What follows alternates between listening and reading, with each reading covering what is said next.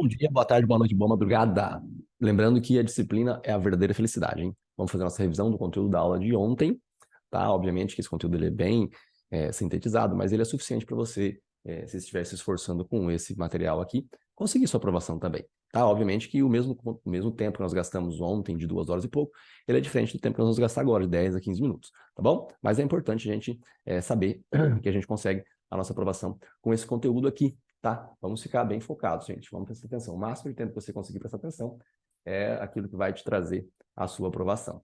Tá bom? Vamos nos porém vestidos. Let's travel together. Ontem nós comentamos sobre processo penal e processo trabalho, correto? E dentro da matéria de processo penal, nós começamos a explicação mencionando um pouquinho sobre a jurisdição, né? A jurisdição é uma parcela de poder que o Estado concedeu para que um homem, no caso o juiz, resolvesse o conflito de interesses. E esse poder em si, tá? Ele tem um limite. O limite é a competência, seja ela territorial, material ou funcional. Tá? Interessante que o juiz ele é movido por conta de uma petição inicial, no caso denúncia ou queixa-crime, tá? Petições iniciais, pedidos de condenação, diferente do habeas corpus e da revisão criminal, que são petições iniciais que buscam a absolvição. Tá? Esse é o devido processo legal, gente. Na verdade, quando você busca uma condenação, uma absolvição, você está fazendo um pedido para que o juiz julgue o caso e ele vai julgar de acordo com o processo. E não é qualquer processo, é um processo legal e não é qualquer lei, é a lei dos dias de hoje. Então, aquilo que nos é devido hoje é o devido processo legal. Tá bem? Depois nós comentamos aqui, né, sobre a nossa linha do tempo do processo. A linha do tempo do processo, nós começamos com a notícia do crime, né, começa com a comunicação da existência de um crime ou com a prisão em flagrante. A prisão em flagrante, ela pode ser feita ali por qualquer do povo, né, qualquer do povo pode prender e a autoridade policial deve. Wanda, vem pra cá. A Wanda foi lá pro meu quarto, vai querer dormir na cama. Wanda, vem pra cá. Bom, na notícia do crime nós temos o inquérito policial.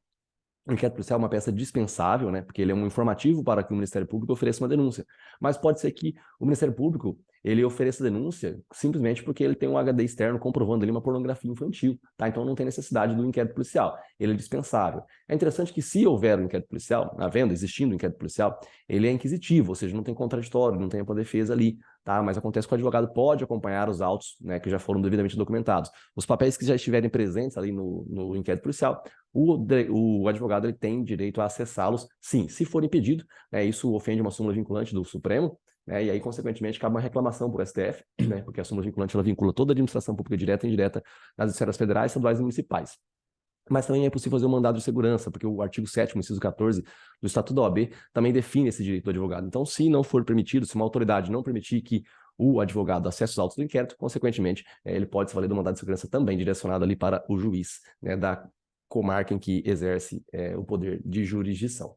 Tá bom? Bom, eu comentei aqui sobre ele em tempo, né? E o Ministério Público ele tem os caminhos que ele pode tomar, né? Ele pode pegar os autos do inquérito, verificar que não tem prova suficiente para embasar uma ação penal e ele pede arquivamento.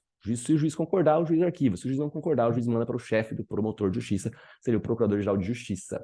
Tá bem? Lembrando que o Ministério Público talvez tenha até prova suficiente, mas ele vê que é um crime sem violência ou grave ameaça e o réu confessou circunstancialmente e ele acaba propondo o acordo de não persecução penal. O acordo de não persecução penal é algo bem parecido com a transação penal, que acontece no juizado especial criminal. Tá? É uma proposta que é feita para que o acusado, para que ele não responda a um processo completo e sim apenas e tão somente cumpra uma determinação ali, paga uma cesta básica, alguma coisa nesse sentido, tá bom? Logicamente que não é todo mundo que cumpre o que foi combinado no acordo, no acordo de não persecução penal, nem na transação penal, tá? Enfim, se tudo isso der errado ou não for possível ser realizado, o Ministério Público, visualizando que é possível embasar uma ação penal, mas que não tem prova suficiente ainda, ele pode requisitar novas diligências para o delegado de polícia. Essa requisição é uma ordem, não é uma faculdade do delegado de polícia. Então, muito embora o inquérito policial seja discricionário também, né? Discricionalidade é oportunidade de conveniência. Ainda assim, o Ministério Público, ele vai sim oferecer, ele vai sim requisitar essas diligências, então aí o delegado é obrigado a cumprir. Após isso, né, o Ministério Público ele pode oferecer denúncia. Depois que ele oferece denúncia, o juiz recebe e aí existe a citação, tá? Só que nós temos uma linha de raciocínio bem interessante, né? Após o momento do oferecimento da denúncia, às vezes o juiz não recebe a denúncia. Se o juiz não receber a denúncia, aí cabe recurso, né? Os recursos cabíveis são esses aqui, né? Se for um recurso baseado na vara criminal, né, se for um crime que não é de menor participação ofensiva, não é com aqueles crimes cuja pena máxima sejam iguais ou inferiores a 2 anos, que ficam no juizado especial criminal, aí, por este fato, o recurso cabível é o artigo 581 do Código de Processo Penal, no caso, o recurso em sentido estrito, diferente da apelação, artigo 82 da Lei 9.099, que é do Juizado Especial Criminal. Tudo bem? Beleza? Tranquilo? Bom, aqui eu coloquei a súmula, né? Coloquei essa súmula da STF para lembrá-los que quando, nesse momento aqui, o juiz não recebe a denúncia, a hora que o promotor faz rese, o que acontece? O juiz ele vai intimar o réu para poder apresentar contra-razões de recurso em sentido estrito. Tá? Isso aqui é bem interessante. Essa súmula diz que o juiz não pode nomear um defensor para o réu. Ele sim tem que oportunizar ao réu a escolha de um defensor. Aqui são as defesas prévias, tá? Defesas prévias que acontecem na lei de drogas, acontece também nas pessoas que possuem prerrogativo de foro e nos crimes praticados por servidores públicos, tá? A defesa prévia é que ela acontece antes do juiz receber a denúncia, tudo bem? Bom, a citação, gente, citação ela é real ou ficta. Real é mandado, precatório ou rogatório. Ficta é por edital e por hora certa, tá? Então, a citação real, ela acontece por mandado, mesma cidade, precatória, outra cidade, outro estado, rogatória, outro país, mas você tem que saber onde a pessoa se encontra, tá? Consciência do local onde o réu ele está. A citação por edital é quando o réu não é sabido o local em que ele se encontra, tá? Aqui eu coloquei réu preso risco em cima porque não é possível citação por edital com réu preso, tá? A citação de réu preso tem que ser feita de maneira pessoal, tudo bem? Citação por hora certa é aquela que você procura por 2 vezes, né? O oficial de justiça tem que procurar o réu por 2 vezes para na terceira considerar o cara citado por hora certa. Ele não pode simplesmente chegar na residência do cara. Ele chega na residência do cara e fala o seguinte, opa, o que eu fiz aqui? Ele chega na residência do cara e fala o seguinte, o cara não está aqui, ele está se ocultando. Aí, porque uma única vez que ele observou e achou que o réu está se ocultando, isso não é possível ele determinar, não é possível que ele defina ali a citação por hora certa, tá bom? Bom, maravilha, gente. Aqui eu coloquei, né, a linha do tempo do processo, mais uma vez, né, eu defini aqui a linha do tempo do processo, comentei que depois da citação é possível a resposta à acusação. Como é a resposta à acusação? É o momento em que o cara acabou de pegar, o réu acabou de pegar o processo em mãos, igual quando você pega um livro, você acabou de pegar um livro em mãos, a hora que você olha, o que tem na primeira página, né? Sem ser a capa, sem ser a dedicatória, nós temos um sumário. Então, para você lembrar que na resposta à acusação, o pedido de absolvição é a absolvição sumária. É possível aqui alegar toda a nulidade que existe, é possível que seja alegada nulidade, e é possível pedir absolvição, baseada na teoria do crime ou nas teses extintivas da punibilidade, tá? E é possível também desclassificação. É possível o pedido de desclassificação na resposta à acusação. O que é isso? É mudar de roubo para furto, de furto qualificado para estelionato, latrocínio para roubo, homicídio qualificado para homicídio simples, né? É você pedir a desclassificação. Lembrando que a desclassificação, obviamente, você tem que pedir uma desclassificação que beneficie o réu, não que o prejudique, né? Você não vai pedir para desclassificar, por exemplo, de roubo para latrocínio, ou de homicídio para latrocínio, porque latrocínio é bem pior do que homicídio. A pena mínima, né, do latrocínio é maior do que a pena mínima do homicídio qualificado. Então, a desclassificação sempre tem que ser para um crime de pena menor, obviamente, né? A não ser que você esteja acusando, correto?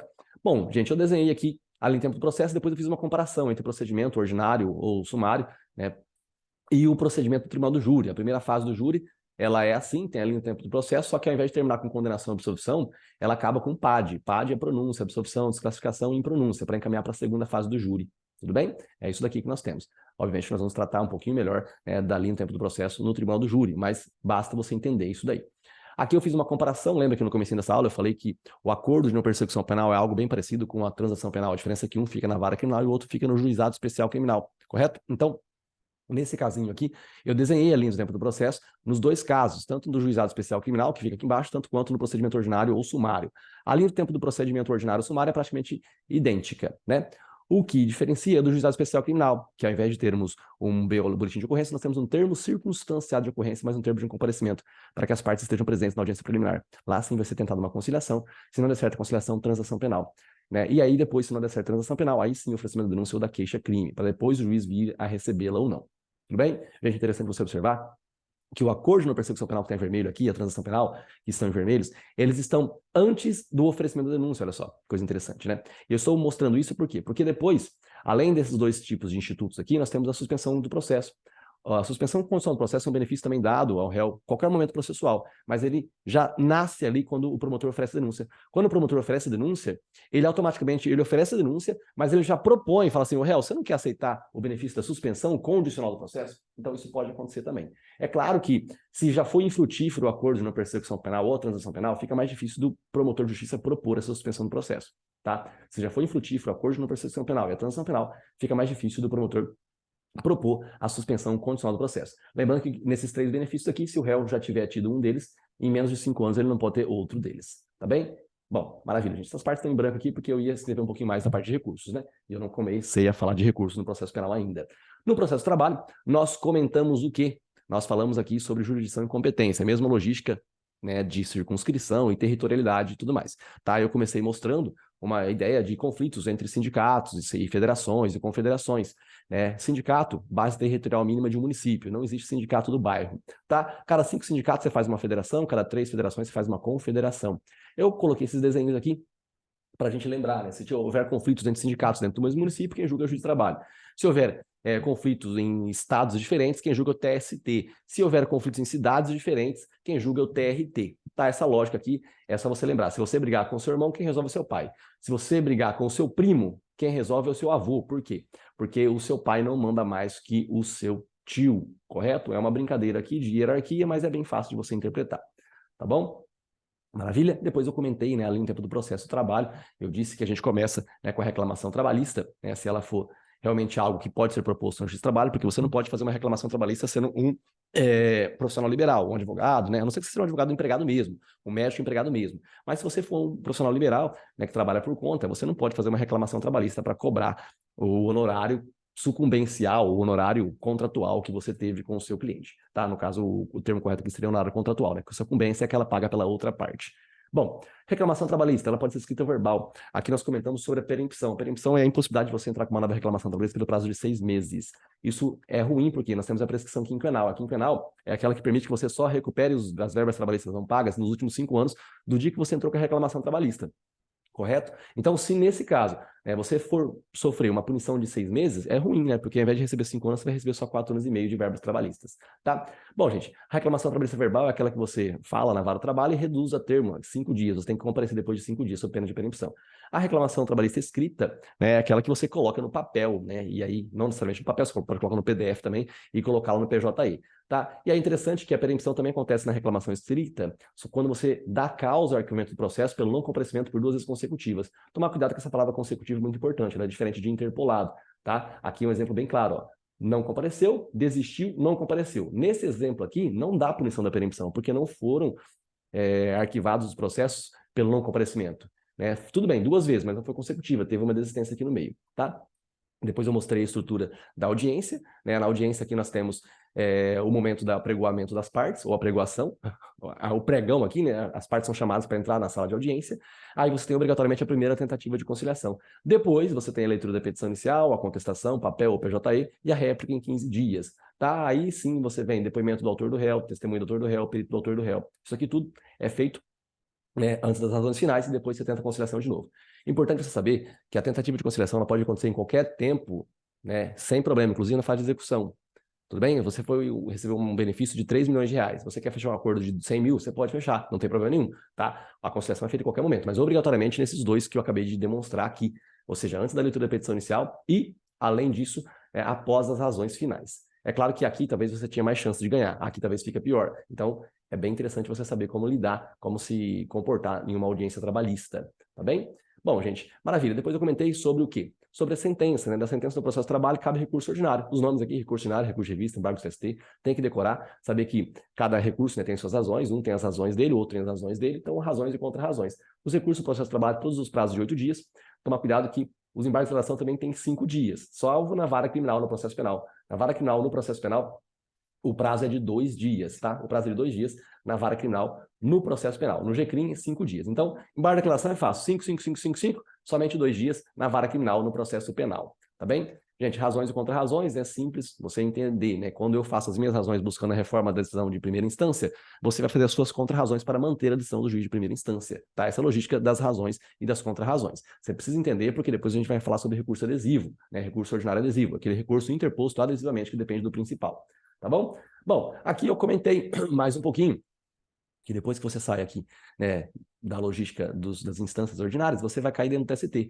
E no TST, se tiver uma turma divergente da outra, você vai fazer embargo de divergência. Tá? Que é embargo no TST. E se houver no dissídio coletivo, você vai fazer embargos infringentes. Importante você visualizar que o TST ele tem o quê? Ele é um prédio com várias salas, salinhas pequenininhas e salas grandonas. As salas pequenas têm nome de turma, a sala grandona tem nome de seção de dissídios individuais.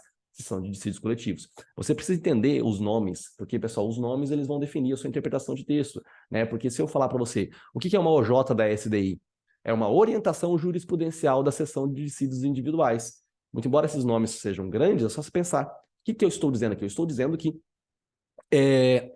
O TST, em uma de suas turmas, está orientando os juízes a ter um tipo de postura no julgamento de determinada matéria, tá? É uma orientação jurisprudencial. Jurisprudência é o juiz prudente, né? Então aí você tem ali uma orientação para que todo julgamento seja correto, seja uníssono, né?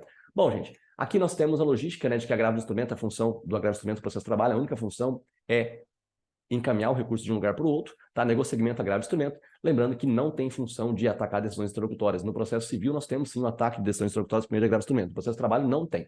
Você não ataca decisões interlocutórias de imediato no processo de trabalho. Você pode sim, ao final, depois da sentença, mencionar o que aconteceu lá no passado, que você foi prejudicado. Mas no curso do processo, você não pode falar nada, tá? Aqui não. Ah, Rafael, não cabe mandado de segurança? Cabe, mas eu estou falando que não cabe recurso, tá? Não cabe recurso. Se o cara faz uma reclamação trabalhista com pedido de liminar, ele quer reintegração no serviço porque ele é dirigente sindical, o juiz determina o que a empresa pode fazer. Um mandado de segurança, né? Pedindo para que aquilo seja reformado. Mas aí você vai pedir para o TRT, uma outra história, uma petição inicial originária do Tribunal Regional do Trabalho. Tá bom? A gente comenta sobre isso depois. Mas por enquanto você tem que entender que das decisões interlocutórias do processo de trabalho não cabe recurso ordinário de imediato, a não ser que você fale e você comente no final. Rafael, tá passando pela minha cabeça aqui aquele negócio de acolhimento e gestão de competência territorial, né? De TRTs diferentes. Está passando pela sua cabeça? Ótimo, significa que você está estudando, tá? Mas não é o momento agora de a gente conversar sobre isso. Eu só quero que você entenda que a regra é que não cabe recurso de imediato das decisões interlocutórias no processo de trabalho. Tudo bem? Beleza? Maravilha. Lembrando, pessoal, que eu estou falando rápido, mas esse conteúdo foi dado aqui na aula de ontem, tá? De maneira mais devagar. Mas também eu estou explicando tudo de novo. Basta você diminuir a velocidade do vídeo, né? Ou revê-lo mais de uma vez. Tá bom? Aqui eu desenhei no tempo do processo de execução, né, da sentença. Você pode iniciar a execução provisória ou definitiva. Provisória se tiver pendente de recurso. Definitiva se já transitou em julgado. Aí, quando você não sabe o valor da sentença que você vai executar, você senta e calcula, né? O cálculo é feito por calculadora, arbitramento quando tem perito, o artigo quando tem fatos novos. O juiz oportuniza as partes para se manifestarem no prazo de 8 dias sob pena de preclusão, ou seja, se as partes não se manifestarem aqui sobre os cálculos que foram apresentados pelo servidor ou pela outra parte em si, ou pelo perito, ou seja lá como for, ela não pode depois lá na frente falar que foi e houve um excesso de execução. Isso é preclusão, tá? Preclusão, né, porque ela não quis se manifestar, então já foi. A União se manifesta no prazo de 10 dias sobre as contribuições sociais, contribuição social é um tributo, e aí depois o juiz vai homologar os cálculos apresentados, gente. É homologação de cálculos, tá? O que é homologação de cálculos, Rafael? A homologação de cálculos é você dizer que os cálculos estão corretos, tá? O nome dessa homologação de cálculos é um nome muito ruim, porque tem o nome de sentença de liquidação. Da sentença de liquidação sai o mandado de licitação pela avaliação para que a parte pague ou garanta o juiz no prazo de 48 horas, tá? E aí, se ela pagar, acabou. Se ela garantir o juízo, ela pode fazer embargo de execução no prazo de 5 dias. Embargo de execução, pessoal, não é um recurso, é uma petição inicial. Embargo de execução é feito pelo devedor e impugnação é feita pelo credor. Da decisão que é dada no embargo de execução ou de impugnação, nós temos a sentença, né? E a sentença da execução cabe agravo de petição. De toda e qualquer decisão na fase de execução, cabe agravo de petição. Inclusive, né, quando você não garante juízo, imagine que a sua casa valha 70 mil reais e você tem uma dívida de 100 mil. Se você não garante juízo, você não pode fazer embargo de execução, mas você pode fazer exceção de pré-executividade. Da decisão da exceção de pré-executividade na fase de execução, cabe agravo de petição. Tá? Fique esperto com essas dicas aí. Foi bem rapidinho, mas acho que é possível que você reveja esse conteúdo, né, e consiga aí, sustentar o seu conhecimento para conseguir a sua aprovação no exame da ordem, tá? Esse conteúdo, ele é muito importante, ele não é difícil, ele é bem tranquilo, mas você precisa rever a maior quantidade de vezes possível e fazer questões sobre o assunto. Se você fizer questões sobre o assunto, vai ficar um pouco mais claro. É claro que essa revisãozinha aqui, esse conteúdo que eu estou passando, ele é, sim, suficiente, mas você precisa fazer as questões, você precisa realmente exercitar, precisa ler e também, por que não, né, assistir talvez a aula extensiva. Mas o que eu disse na aula extensiva, eu estou dizendo aqui, não disse nada além lá. Eu só falei com mais exemplos e de uma forma um pouco mais diferente, tá? Mas é a mesma coisa. É isso aí, gente. Foco Força Fé fala depois de muito estudo, fica esperto, porque se você achar que dá para acumular essas aulas para assistir depois no outro dia, é complicado, tá? Porque além de você entender o assunto, você precisa compreender de maneira a absorver tudo para raciocinar no dia das provas. Então não adianta você catar essas aulinhas todas aqui e acumular e falar, vou ver tudo de uma vez. É bom, mas é importante você passar pelo processo de interpretação, né, que é longo. É isso aí, Foco Força Fé, depois de um estudo. De novo, beijo do Mário, tamo junto, até o final. Tamo junto de novo. Tchau.